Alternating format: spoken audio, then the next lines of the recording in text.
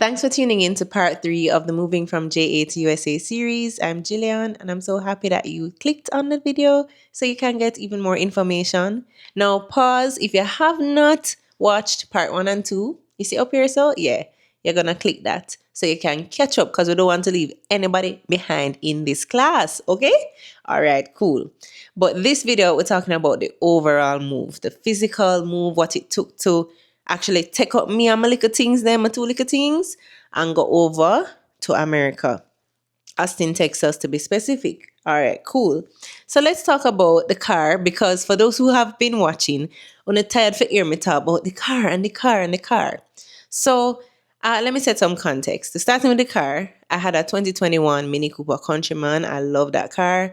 I bought it brand new. I was very excited about it, and I bought it in the pandemic.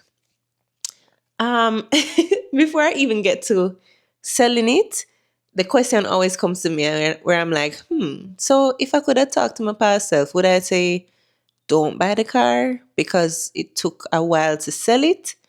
And I don't think so. It was a reliable, fun car. It was, when I bought it, it was one of those moments like, gosh, I really like this car. And, I don't know what life will bring, but right now I can do this without any duress. And I want a little pink Ferrari one day. You know what I mean? I like a chrome Porsche. I don't know. But in my mind, it was like, I'm young. I don't have any ties in terms of like kids and husband or anything. I can do something like this for myself and just have fun. In hindsight, I would say, okay, maybe since you had these desires to leave the country and do something new, maybe that could have hold on a little, but I had that car for, I want to say, 2 years or 3 years, 2 or 3 years, and it was perfect. And I want to big up the mini team in Jamaica. I just had a great time with the car. It was under a really great service package, so I never had to worry about it. It was awesome. So that car now, I had it, as I said, and I needed to sell it because I'm not going to continue to pay for a car that I'm not going to be using. And the whole idea of moving to Austin, Texas, specifically University of Texas at Austin, that's a lot of words. Whew.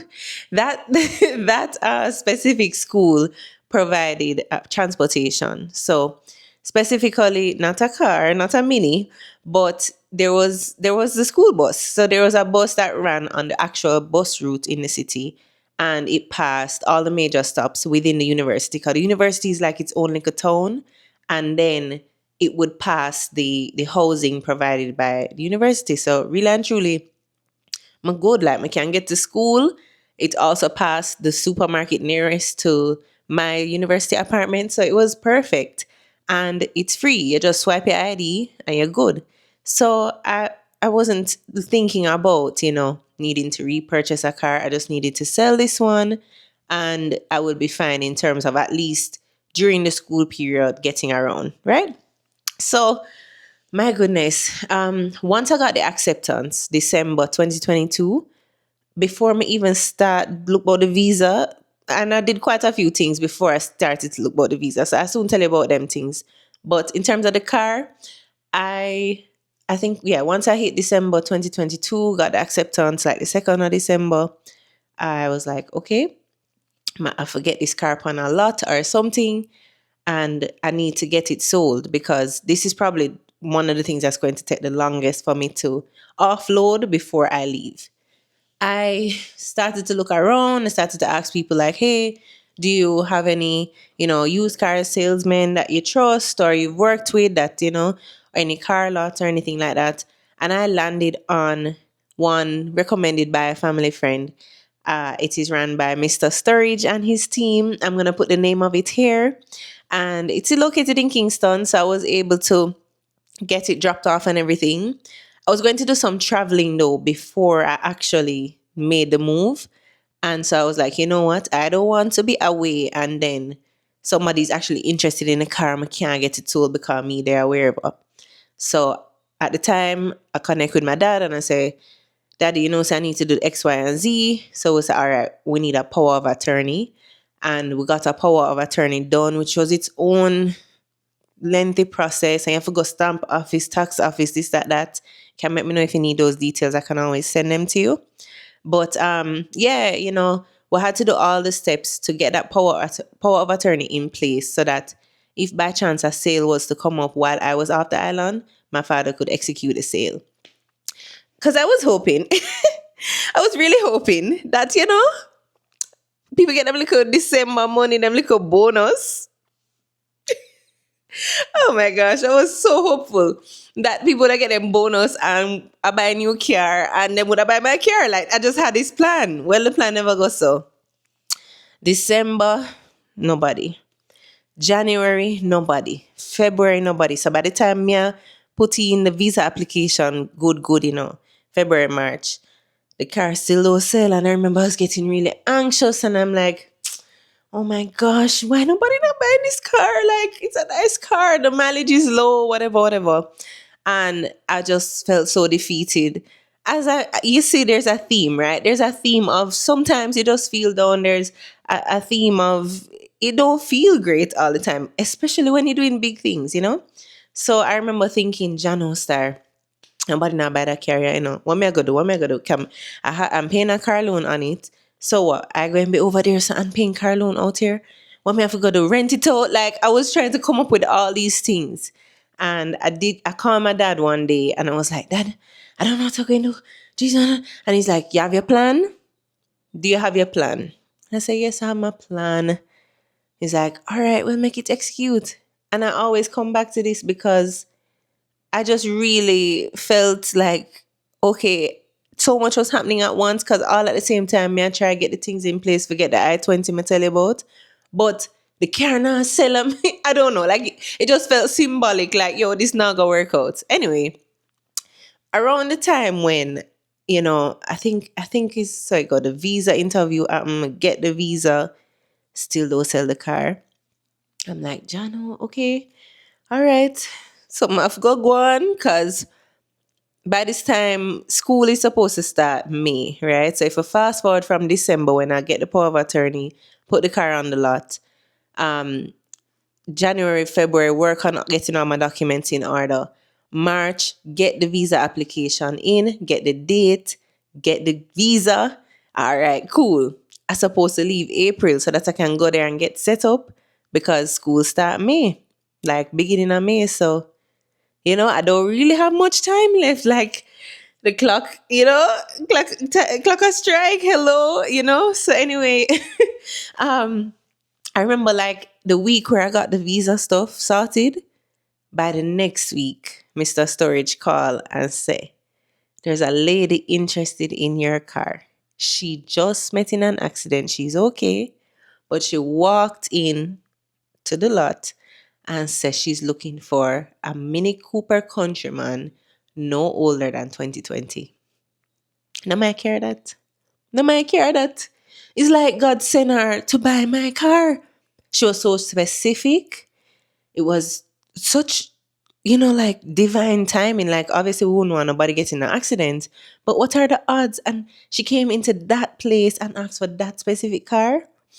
And within a week, I want to say within like 3-4 days, the car was sold. The bank that she get her loan from, the money come over, me pay off what was left of my loan.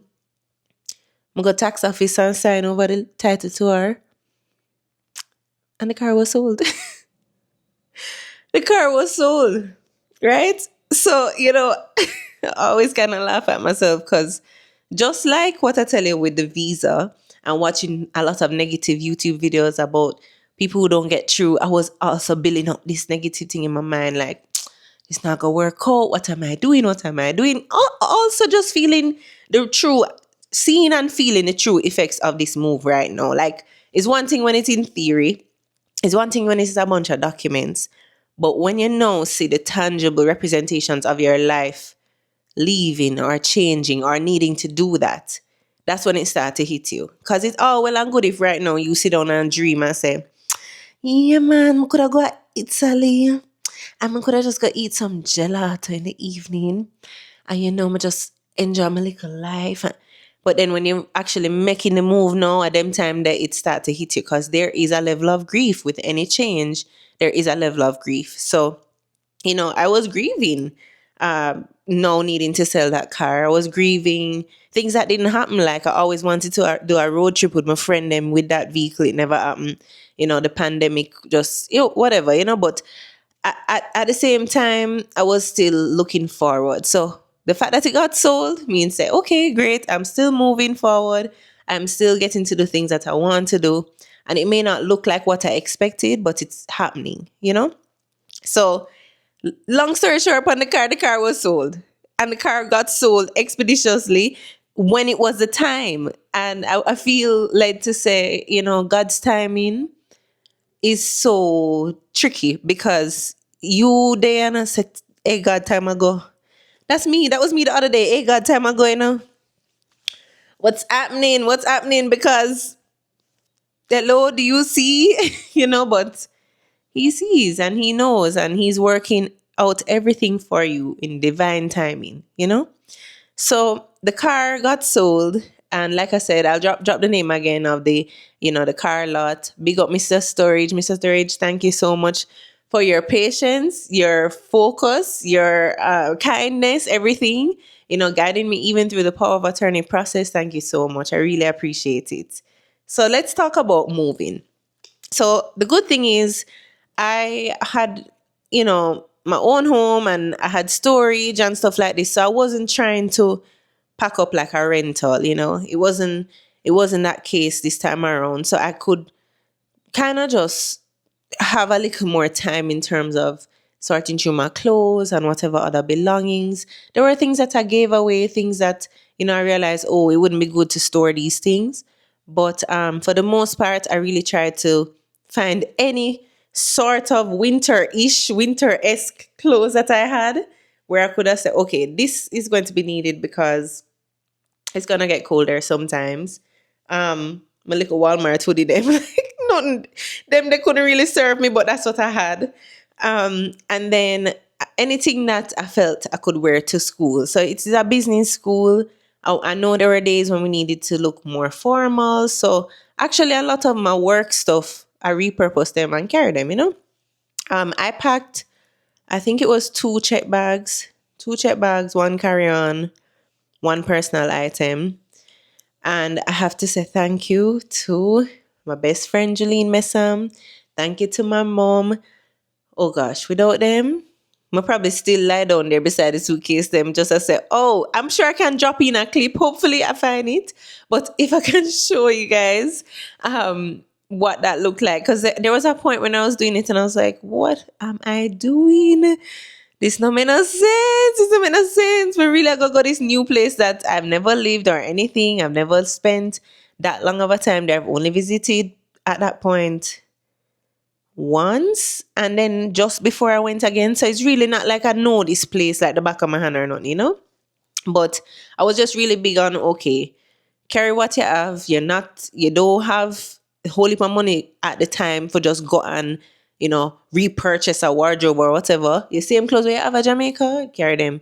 Good thing is I was going in spring and summer. That's when I came. So I could wear those clothes for a while before I needed to actually start to get winter things. You get me? So that was really helpful. And what I couldn't carry, like I said, I stored it there, gave it things to my sister, whatever it was that I didn't necessarily need but never wanted, just put on and spoil. And yeah, the packing took a long time. I normally, even if I'm going on a trip, I pack very early. If I know I'm going on a trip from 1 month before, I start pack, I start look through, I start think through, okay, what do I want to wear? Not like Pinterest super coordinated outfits or nothing, but like, okay, what are the things that I have? And sometimes you put on things and you realize, oh shooks, that not really fit. That don't really fit me no more. You start to think, oh yeah, man, about 3-4 years, man, I wear that. So you may need to purchase something. But for the most part, I do like to plan ahead when it comes down to those things. So one of the worst things I just despise whenever I'm going somewhere else, whether it's a short trip or whatever, is not being able to, put myself together properly. I feel like it just throw me off completely because, if you're not comfortable, if you don't feel like you have the right footwear, if you have to do a whole heap of walking, whatever. So what I could carry, me carry, right? As I said, big up Benz, that's Julie nickname. Big up Benz and big up mommy for helping me pack. And my pup, Dulce pup, for moral support. So that was the car, that was the actual clothing. Any moving though, generally, I have to shout out Greenie. Greenie is my mover who I inherited from a friend. Greenie, big up yourself. I know I have a picture with Greenie. I'm gonna drop it here somewhere. But Greenie has helped me move in multiple places in Kingston. Greenie moved me to Clarendon. Greenie moved things from Clarendon to St. Catherine to where, like, Greenie has been my mover for so many years now. I think from, oh my goodness, I think I know Greenie like 7, 8 years now. So anybody need a reliable mover in Kingston or Jamaica overall, Greenie? I hope I'm not widening the market for you, but yeah, like anybody need a proper mover in Jamaica, link Greenie. I'll put his info here. All right. Yeah. So that, I'm sharing these contacts with you because I just know, boy, sometimes, especially in the stress of it all, you may really need people who, as I said, are reliable, trustworthy. You can just call on them, make arrangements, and you can. I can vouch for Greenie for sure. Yeah. So all right, let's talk about the actual flight. By now, you should know my faith. Though sometimes I, get a little weak, and you should know by now my faith is very strong. The ticket to Austin, I'm kind of embarrassed to say this. I don't even know if my family them know this. The ticket to Austin, I buy that before I get the visa. I buy it before I get the visa, people. It's true. I'm kind of embarrassed. So the price them gonna go up in a member. I'm tell you, beer money I spend because you have to pay for visa application, all of the things I'm telling in the last video.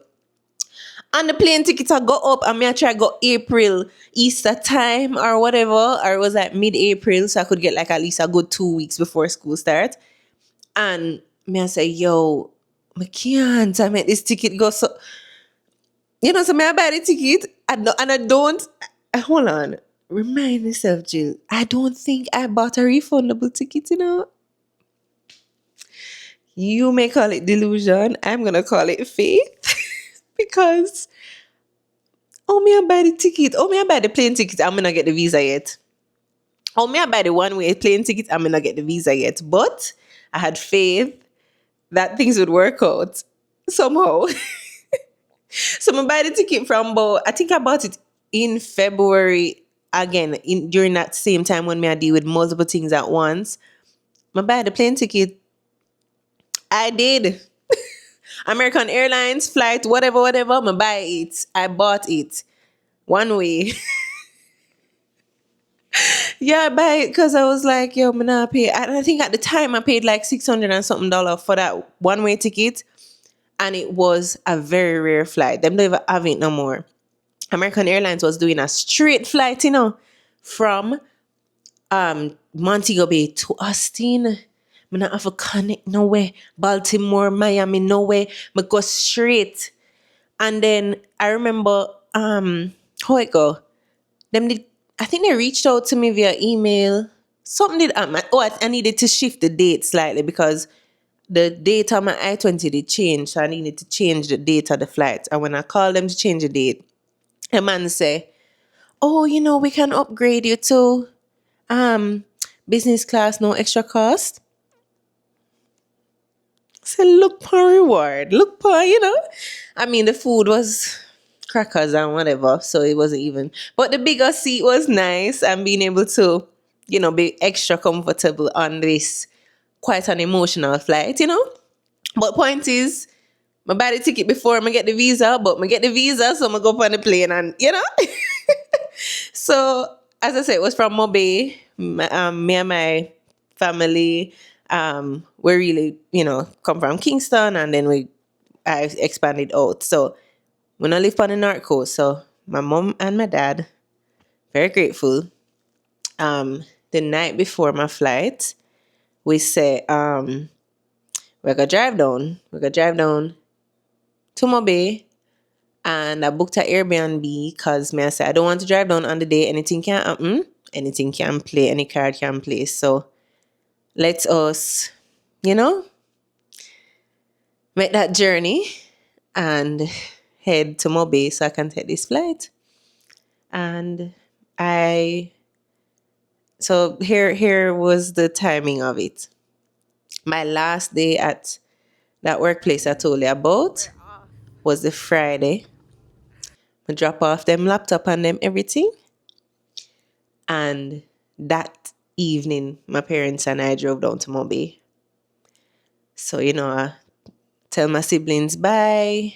I left my puppy with my family, because he's a family dog at this point, because my parents take him over. But, to permanently be with them now that I'm going on this journey. And that was sad, and I cry. And then I'm sure I have a video. I literally had one of those moments, like movie moments, where I'm looking out the car window and, just actually it's hitting me. This is really, really happening. This is really, really happening. So we'll make our way down to Mobay. I think we most definitely stop for KFC because I was like, yo, I have to get some KFC before I leave. And yeah, went to this nice little Airbnb. It was very cute, kind of rustic. I'll leave the name. I don't remember it right now, but I can find it so that, if you are ever in need of a place. But it was very central. It was like maybe 5 minutes from the airport, the Santos International Airport. So, yeah, me and my parents share a room. I had like a king size bed and a regular bed, and it was comfortable for us. And I remember my dad saying, I think it was the morning we wake up and him say, this is just like when you were a baby. And I said, really? And him say, yes, because, at the time when they had me, they had a 1 bedroom apartment, and the crib, of course, my crib was in the room with them in their bedroom. And him says same. So, he would look over and he would see me, and him always talk about my bright eyes. And, it was just like so full circle. But now I'm going on a new journey. So anyway, we go, the little Airbnb had, it was like a bed and breakfast. So we're able to eat and whatever. And then while we're there, time going, and I'm like, gosh, feeling not super anxious, but just feeling sad. Like I'm about to say goodbye to my parents for a while. And I'm sure they were feeling that type of way too. And then beer delay, like about 3 or 4 delay. But just I get to email them, like them say, flight delayed by 1 hour, flight delayed. So I'm like, wonder if I go end up go. So anyway, I was just soaking up the time. And by the time, like, I think the last delay was going to be a few hours. So when we were coming in, we saw that they had renovated, they renovated. I think it's called Harmony Hall Beach, if I remember correctly. So we're like, let's go over there. Let's fully check out, go over there, enjoy the views, and then we can go to the airport. And we did that, and it was such a nice time, just being there, just me and my parents, and the beautiful views. I'll drop some pictures for you guys. It was like such a beautiful send off. I couldn't have asked for anything else. I get a little choked up because, you know, that was like a really special time. But yeah,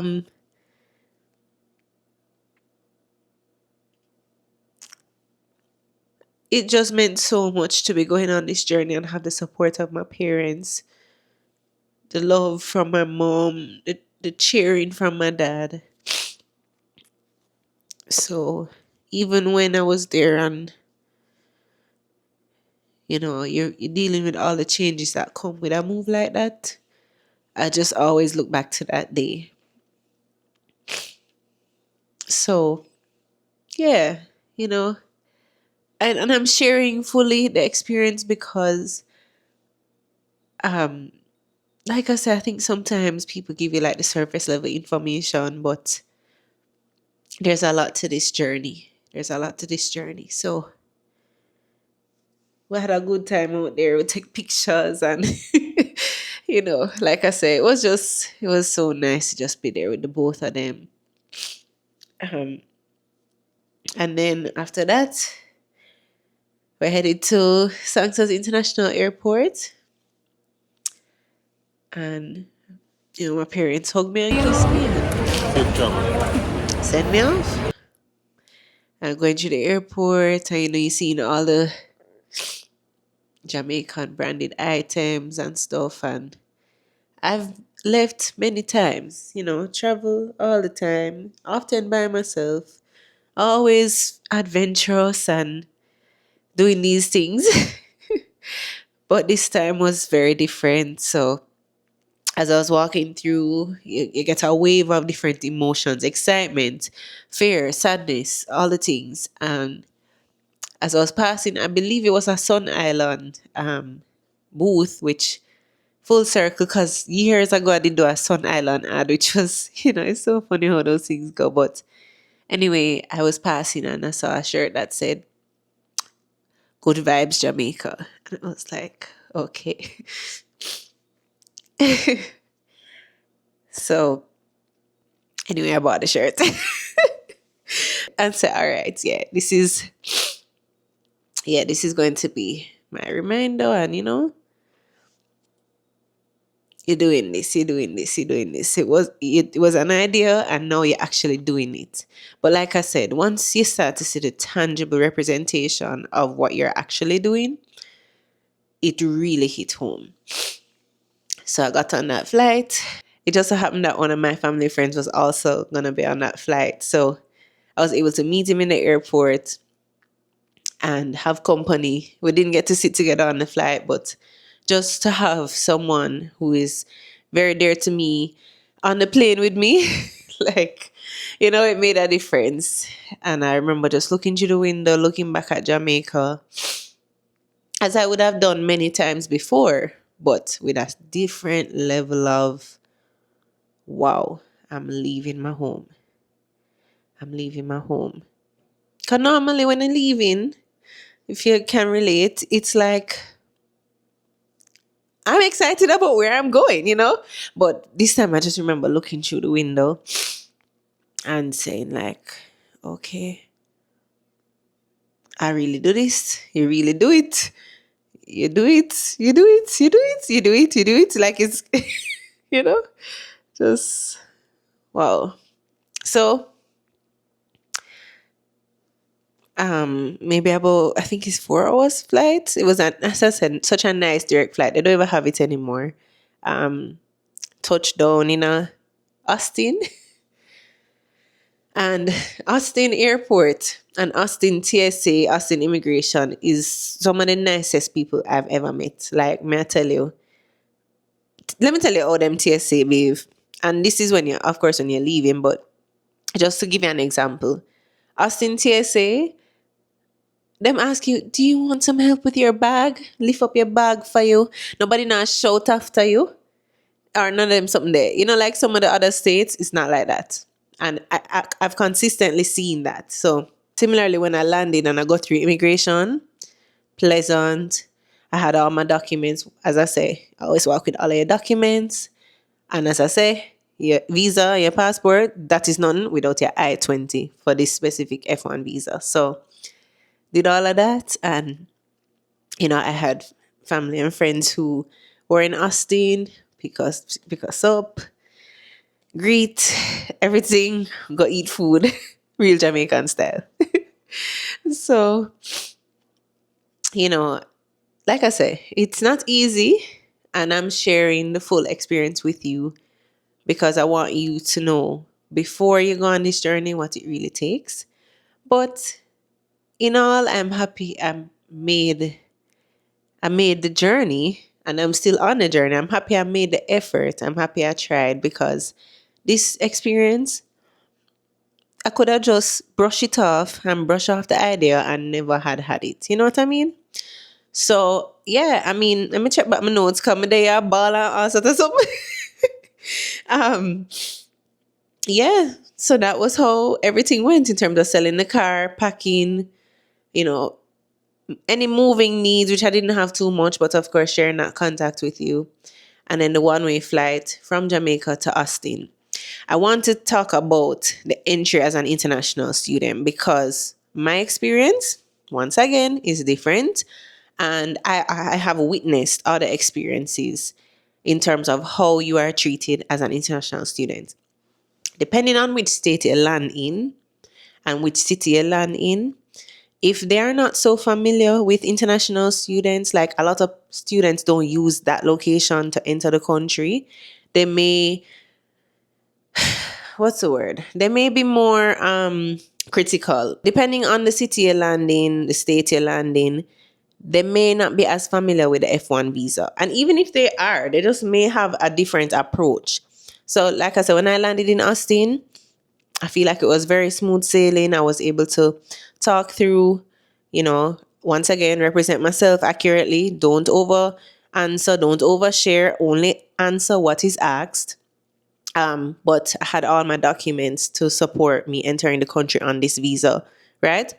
But when as I said, I've witnessed and I know of stories where, students come to the US on their F1 visa and they are treated differently. They may be pulled and taken to a room to be questioned. You know, not every immigration officer, even though they should, but not everyone has the same level of awareness, or you might be dealing with somebody who is new, so them call for them supervisor or whatever. So those are some of the things I would say.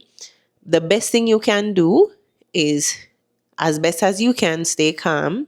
If something like that were to happen to you, if you are pulled because you have a more complicated visa, it's not just a visitor entry, stay calm.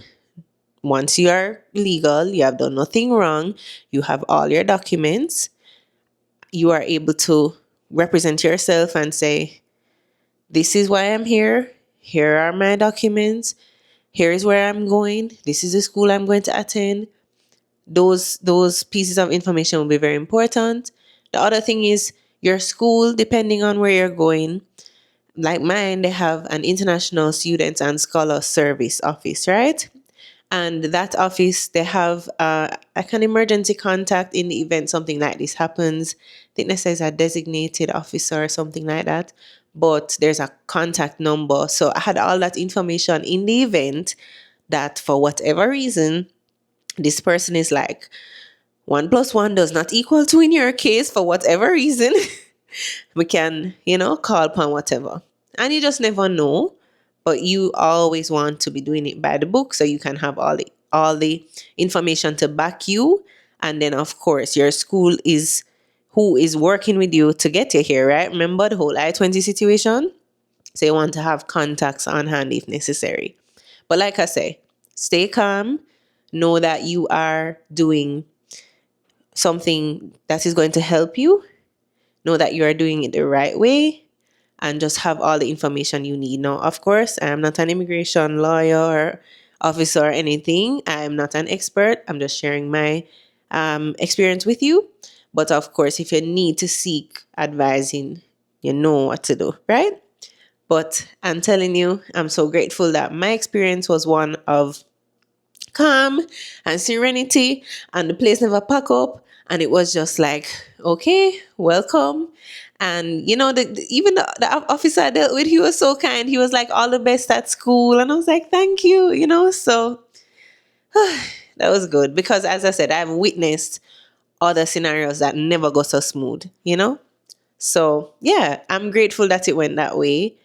And yeah, I mean, like I said, the physical move, it was taxing because you're seeing the tangible effects, because you're actually leaving your home, you're actually leaving your family and friends.